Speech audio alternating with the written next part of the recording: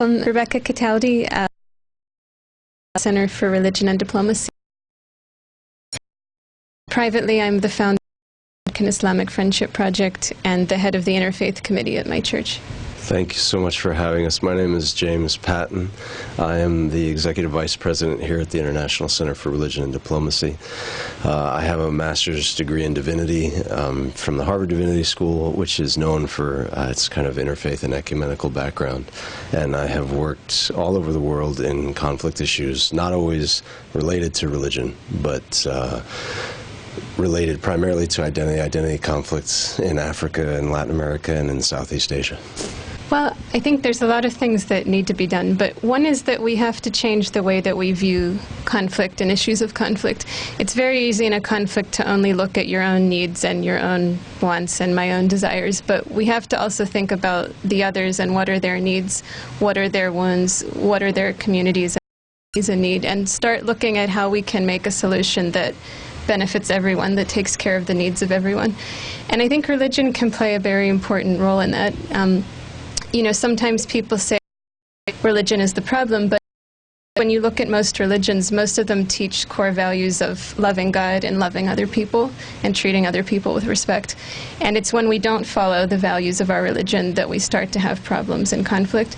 So I think living up to the values of our faiths and being able to interact with each other and to solve problems together constructively through relationships is important. ICRD really understands conflict as, primarily violent conflict, as the furthest extension of a misunderstanding between identity groups that their needs cannot simultaneously be met, and that their core identities are associated with this conflict in needs and interests.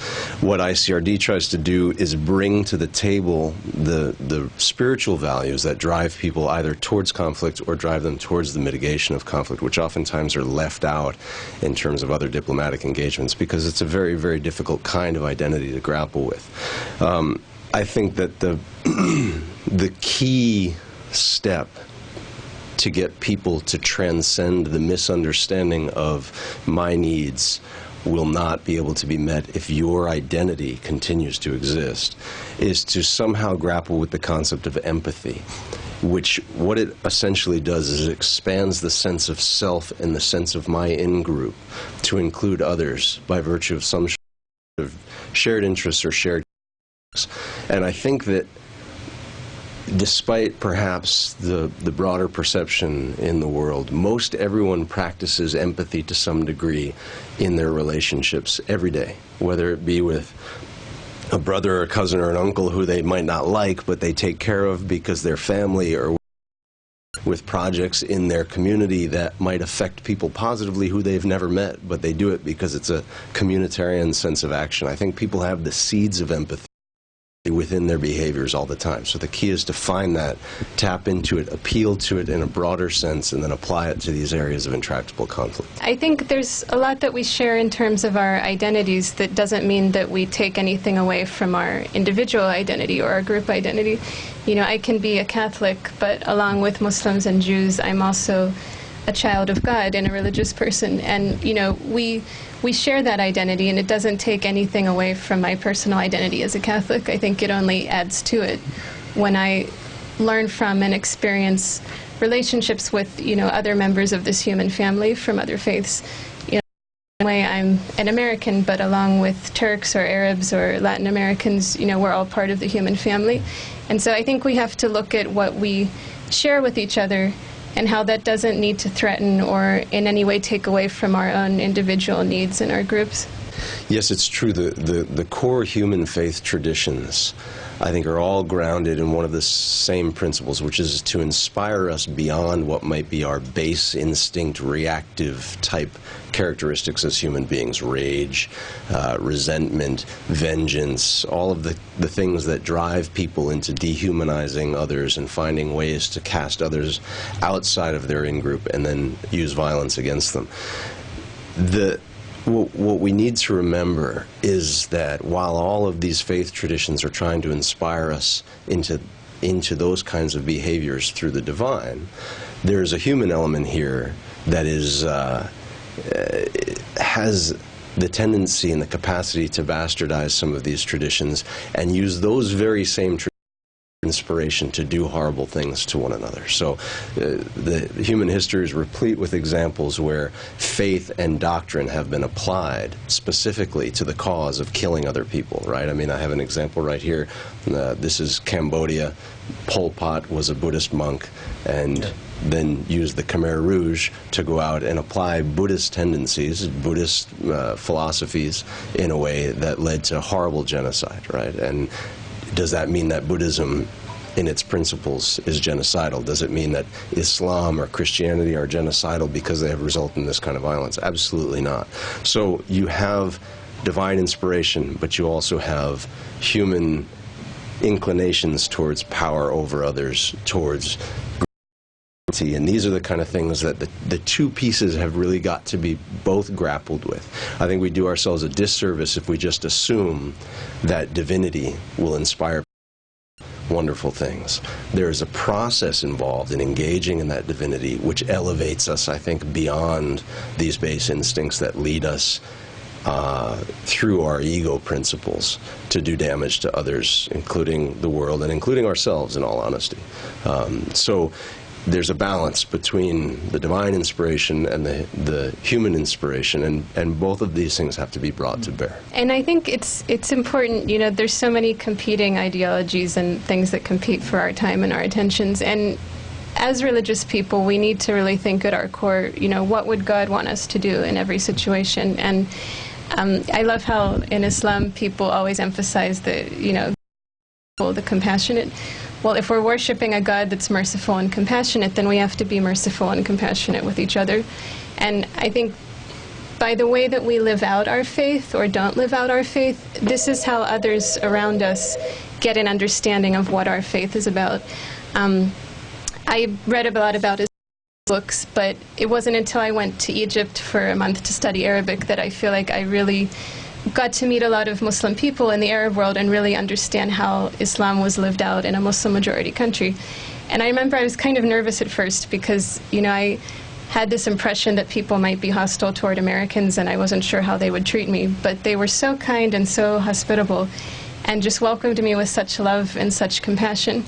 And I realized how much we had in common, that the same values that I held so dear as a Christian and as an American, to love God, to love my neighbor, to try to work for peace in the world, these were the same values that these Egyptians had. And I think you see, you know, in many countries all over the world. And so I got a much deeper understanding of Islam and a much greater love of Islam through meeting these wonderful people there and developing these relationships. And that's how you really start to solve problems, when you start to really understand each other and respect each other and build relationships that you can work together on these issues that affect all of us all over the world. So having that personal interaction with people is so important, I think, for changing the misperceptions people have and the misunderstandings that lead them to react in violent or hostile ways. Many of the problems, historical problems of religion, could have been avoided with a great dose of humility. There have been innumerable conflict scenarios in which people said very specifically, we are doing what God wants. And every investigation I've done of the spiritual motivations of humanity and doctrine starts with the principle that God knows more than you do, right? And as soon as I start to claim that I know the mind of God, whatever that might be for whoever the practitioner is, aren't I trying to cast myself a bit in the light and the frame of the divine? And that, in my understanding, starts to border on self-worship, which is, I think, very far from what these doctrinal principles are trying to encourage us to do. So I would say humility in terms of what we assume the other person believes based on their doctrine, humility in terms of what we think we bring to the table, and I think you expressed that very well. When we go into conflict areas, for example, whether it be ICRD or other work I've done in the past, and I honestly think there are a number of great examples of people doing this in the world, the primary driving desire is to help reduce violent conflict. It is not to bring an answer. It's not to bring a better way to do it. It's not to bring a better doctrine. It's not to go and impose upon someone else my belief system. What it is to do is to go in there and ask the question, how can we help? What can we do to help stop the manifestation of such horrible violence or whatever it might be that is leading to a destructive relationship, which in all of these different doctrines is fundamentally not the manifestation of God in the world, right? The manifestation of God in the world are a whole multiplicity of characteristics such as love, mercy, etc. And so if we're not seeing that in that relationship, then to me it means that's not the manifestation of the God that these people profess to believe in. So how can we help that to move from one relationship to the other? And the first step, in my opinion, for us as peacemakers, but also for people who are engaged in the violence against one another, is stop thinking you know either what the mind of God is or what the other person thinks, believes, wants, and start from a perspective of asking and of listening. What is it that's happening? What is it that is really going on in the desires and needs of this other person? And then you can dial back. The Buddhists, there's a beautiful book written by a Thai Buddhist who operates out of Cambodia, a guy named John McConnell, in which he takes Buddhist principles of false identity construction and applies them to conflict. How is it that I think you think something, and I think that you might have thought something when you did something to my ancestor, and etc., and I build this whole false construct of who I think you are, and that's why I'm acting towards you the way I am. And it's not real. It's based on imaginings in my head of imaginings in your head. I think if anything, the conflict right now in the West could very easily be described as this. I've heard plenty of my fellow Americans describe Muslims as X, or they believe this, etc. And they don't get in any interaction with these people. So again, just emphasizing this idea of humility. Stop thinking we know what's happening. We know what's real. We know what the mind of whichever God we believe in is calling us to do, and go out and try to manifest the principles of goodness, of kindness, of mercy, etc. And I think, you know, our role right now as human beings is to foster that environment of love and compassion and of working together to solve our problems as much as we can. And, you know, as a religious person, I look at it in that God created all of us, Christians, Muslims, Jews, atheists, everybody. And so if I love God, I have to love everyone He created. I can't hate or try to hurt or try to destroy any person He created, any of His children, because that's the ultimate disrespect for God. And I think He wants us to take care of each other and to take care of this world, you know, in a spirit of love and compassion and empathy, you know, just as He's ordained us to do. And I absolutely agree with what James was saying. Sometimes we build these false perceptions and these false assumptions in our mind, and especially the perceptions of hostility, where we get the idea that the other hates us, or they want to hurt us, or the Muslims hate us, or the Christians hate us. And it's, for most people, it's not true. And I experienced that in a very real way going to Egypt, where I was expecting maybe this hostility toward Americans and welcomed with great hospitality and great love. But I also experienced the same perception in reverse, that a lot of them had misperceptions about Americans or Christians, that we don't like Muslims, or that we think Muslims are terrorists, or, you know, and for most people here it's really not true. We just want to live in peace with each other and work together. These problems that we're facing as one, you know, Earth community. And so I think it's really important that we communicate that to each other, and that we're willing to question our assumptions and our perceptions and realize that we don't know everything, and that the way to learn more is really to ask people and to interact with them and to learn from them. And I was inspired actually by my experience in Egypt to found the American-Islamic Friendship Project, which is a project to promote peace and friendship and greater understanding between the people of America and the people of Muslim countries by exchanging messages of peace and friendship. And so we're collecting these messages in a book. I have a copy over here, actually, that I'm trying to get published in the America and in the Muslim world when I get enough messages. And we've got some really just wonderful messages from people in Egypt and Pakistan, Afghanistan, and I started this because I wanted the voices of ordinary people to be heard, aside from and aside from media and aside from assumptions. Just let people speak to each other from the heart. And so I think it's important that we seek that out and we listen to each other rather than forming our own assumptions in our mind before we've done that. And which also plays into my earlier comment about humility. I think a lot of times in this work, people are so overwhelmed by the gravity of the problem, the enormity of the problem, that this is a giant issue, that there are big forces, there are people who are saying, my doctrine says I need to kill this whole group of people, and vice versa. There are armies involved. But ultimately, really, it's people like this girl in Sudan. This is who we work with. This is who the most of the people in the world are like. They go home to a village that is poor, certainly by Western standards. They don't have a lot of political power. They are not the ones leading the conflict, and oftentimes they're not the ones carrying the guns. So having these debates at the level of politics or doctrine oftentimes kind of misses the point, which is that these violent conflicts, whatever they're driven by, continue to push the majority of the human population into positions of poverty, a lack of development, the inability to access their political expression in a way that would let them realize their existence on this planet in a way that's fulfilling and can manifest these principles that we're talking about. So again, coming back to this idea of we can do a small piece. We don't have to be overwhelmed by the big problem. And all these small pieces together can then transform the situation in a way that affects the lives of the great majority of humanity, which is not living through these doctrinal extremes and through this active violence, but are being impacted upon by it in a way that doesn't let them realize, in many traditions understood as the God-given opportunity of existence, which is to find love and to express love and to find a connection to both other human beings and to the divine. So that's really, in my mind, the reason I have pictures like this hanging and the reason this kind of book is so inspiring is that these are the people who are actually living this quietly.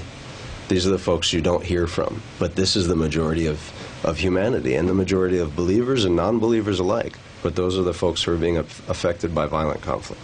So we try to manifest in the way that we connect with one another as an organization and the way we think about the work in the world, that very kind of pluralist engagement that you're talking about. And I know that's a challenging word for some people, but we think that it's incredibly important that if we are going to go out to people of other faith traditions and connect to them as people and say, listen, we have so much more in common than we have that separates us. And if the truth is we're being driven to aspire to the divine, which is all of these wonderful properties and characteristics, then why should we fight over that? Why should we not help each other to do that? Right. If you aspire to love and charity and compassion, as do I, and we happen to use a different set of texts to get there, isn't that a good thing? Let's focus on the positive there, because it's so much more important than these other divisions. And if we approach those divisions with that love and compassion and charity, we'll be able to resolve them.